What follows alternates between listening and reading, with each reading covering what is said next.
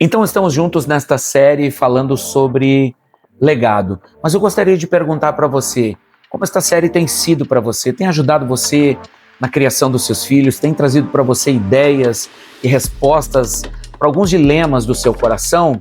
Se sim, coloque aqui nos comentários ou faça as perguntas, porque nós estamos, a cada pergunta, a cada comentário, nós estamos criando vídeos para que possa ajudar você ainda mais nesse desafio de criar filhos segundo o coração de Deus. E hoje nós vamos estar falando sobre 5 tipos de pais. Será que você se identifica com algum deles? E o primeiro tipo de pai que eu quero falar é sobre o pai ditador.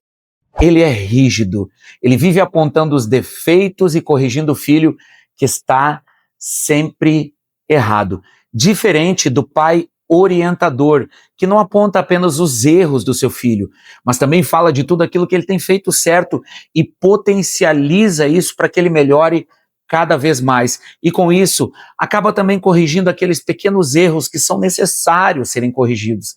Mas quando nós somos como um pai ditador e apontamos apenas os erros, isso faz com que o seu filho se torne ainda cada vez mais tímido e tenha cada vez mais medo em seu coração. Ele vai ter medo de arriscar, de voar, de ter voos mais altos. Ele simplesmente vai ter medo em seu coração. Por isso, orientar em amor, graça e potencializar aquilo que ele já tem feito de certo vai ajudar com certeza você a corrigir também os erros que ele tem cometido.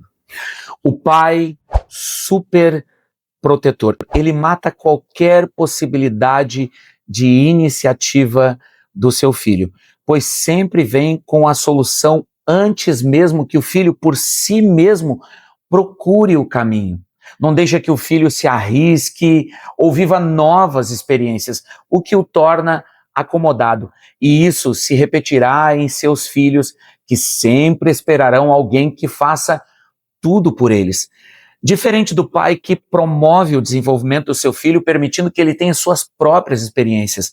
Precisamos entender que os nossos filhos vão errar, eles vão cometer erros. E muitas vezes, ou na maioria das vezes, eles vão aprender com esses erros. Eles vão aprender a construir um caminho.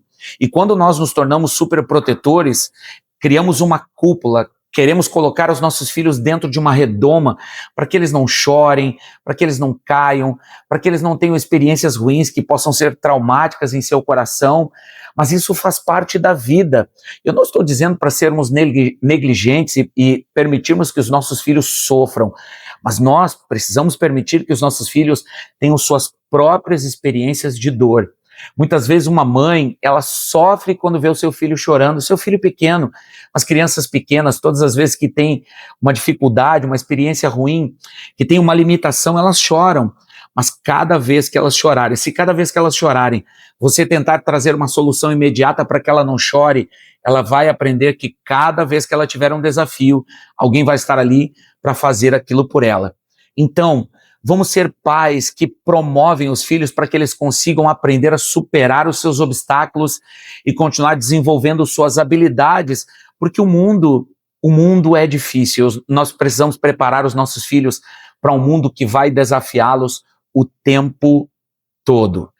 Agora eu quero falar dos pais que são o centro do mundo, a única fonte de amor e compreensão para os seus filhos. O mundo ali fora é um mundo cruel, onde eles não vão encontrar nada de bom, apenas neles mesmos. Ou seja, são pais que são ciumentos. Eles não deixam os filhos se sentirem capazes de fazer algo, de terem suas experiências, o que faz com que os seus filhos tenham muita dificuldade de confiar em outras pessoas. Eles têm muita dificuldade de confiar em outras pessoas. O vínculo que foi criado entre pais e filhos não é fundamentado em um amor que promove, que impulsiona, que joga para mais longe, que produz confiança no coração dos filhos, mas sim um amor que é centrado apenas em seus pais. São pais que são ciumentos. Nós precisamos entender, você pai e mãe precisa entender que seus filhos vão amar outras pessoas. E é claro, eles realmente podem amar pessoas que vão feri-los. Mas se o amor que está em seus corações, se o amor que foi fundamentado no coração dos seus filhos por pais amorosos, não centrados, um amor que não é centrado no ciúme, como o amor de 1 Coríntios capítulo de número 13, um amor que não se ressente do mal, tudo crê, tudo espera, tudo sofre, não busca o seu próprio benefício, mas um amor que é doador, que é doado gratuitamente, que não espera nada em troca.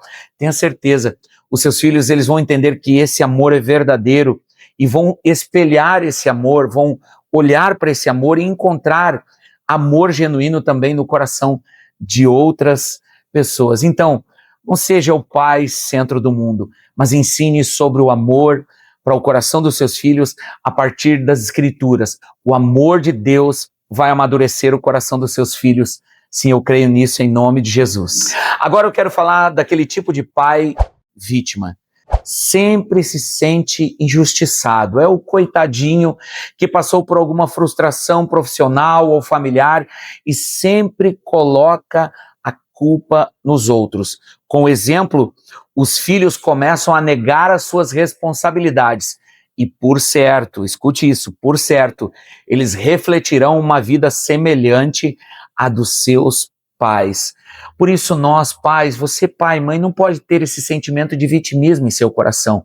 Precisamos entender que assim como as Escrituras nos ensinam que nós devemos amar, perdoar, promover, abençoar, a palavra de Deus diz que nós devemos devolver o mal com o bem, e o Senhor ele fortalece o nosso coração para superarmos todas as adversidades, seja no seu trabalho, seja questões familiares, e quando nós demonstramos esse exemplo de superação, de perdão, de amor ao próximo, de amor aos inimigos, de orar para aqueles que nos maldizem, e os nossos filhos veem isso como exemplo, isso fortalece o coração deles, porque eles vão enfrentar isso, tenha certeza que eles vão enfrentar isso na escola, na faculdade, no trabalho, em meus amigos, em seus relacionamentos. Então demonstrar um exemplo fortalecido no Senhor, onde nós promovemos bênção e não maldição. O próprio apóstolo Paulo, ele orou a Deus e falou para Deus a respeito de uma situação que ele estava vivendo, que ele chamou de espinho na carne. E a resposta de Deus para Paulo foi: Paulo, a minha graça te basta, porque o meu poder se aperfeiçoa na sua fraqueza, porque quando somos fracos é que somos fortes. Quando você é fraco, Paulo, é que você está sendo fortalecido. Então nós precisamos demonstrar um modelo não de força baseada na força do nosso próprio braço, e também não um modelo de vitimismo, onde culpamos todos ao nosso redor, às vezes, por nosso próprio fracasso. Mas precisamos demonstrar essa graça de Deus que foi derramada sobre nós, que nos fortalece dia após dia para orarmos por todos. Como disse Jesus, os nossos inimigos, aqueles que nos maldizem, e com isso damos um exemplo de fortaleza de coração, de estabilidade emocional e de amor ao próximo. Então, o quinto e último tipo de pai, o pai destemperado, é aquele sem limite. Ele exige muito do filho, ele nunca está satisfeito com o filho. É aquele pai que grita, xinga. Vamos pensar numa situação aqui, uma criança pequena. Crianças pequenas, elas quebram coisas. Aí nós não podemos chamá-las de desastradas, porque eles são pequenos, eles não sabem como lidar com algumas coisas ainda. E para uma criança pequena, algumas coisas não têm tanto valor como tem valor para nós. Nós vamos imaginar uma situação aqui que o seu filho pequeno, sua filhinha pequenininha, ela quebrou um copo ou um vaso que você gosta muito, foi mexer ali por um momento de distração, foi mexer, tirar de um lugar para outro, caiu no chão, quebrou. Alguns pais costumam dizer: você é desastrado, desastrada, gritam: ó, você quebrou o meu vaso, o que eu mais amo, o copo, a minha caneca de tomar café que eu mais amo. Agora vamos imaginar uma outra situação. Vamos dizer que um amigo seu, adulto, foi até a sua casa e quebrou um copo, bateu, distraído, desastrado, quebrou um vaso, quebrou algo dentro da sua casa. Você também gritaria assim com o seu amigo? Provavelmente você diria: oh, não tem problema, era só um vaso, não se importe, era apenas uma xícara. Você diria que não era tão importante assim. Você teria muito mais paciência com um adulto que é capaz tem mais coordenação motora do que uma criança pequena, e você diz para esse adulto que não tem problema, mas no momento em que seu filho pequeno ele quebra algo, você perde a paciência com ele. E nós sabemos que às vezes são 1, 2, 3 filhos pequenos. E alguns pais não têm sabido como lidar com isso. E então, o segredo para isso é uma boa dose de Gálatas, capítulo 5, uma boa dose do fruto do Espírito, sendo paciente, longânimo, observando as coisas e pensando bem antes de gritar ou de xingar o seu filho. Assim, sendo paciente, agindo com o fruto do Espírito, abençoando o coração do seu filho e instruindo ele em amor. Se você se identificou com alguns desses erros, ainda é tempo de corrigir o curso. Ainda há tempo de corrigir o curso. Malaquias capítulo 4, versículo 6 diz que Deus fará um poderoso milagre, convertendo o coração dos filhos aos pais e dos pais aos seus filhos. Agora, se você tem acertos, é tempo então de aprimorá-los, potencializá-los, porque os filhos são herança do Senhor. Você está construindo um legado que permanecerá de geração após geração. E se você está aqui pela primeira vez e ainda não é inscrito no canal, inscreva-se. Não deixe de curtir, não deixe de deixar o seu like. E se esse vídeo abençoou o seu coração, compartilhe com mais pessoas.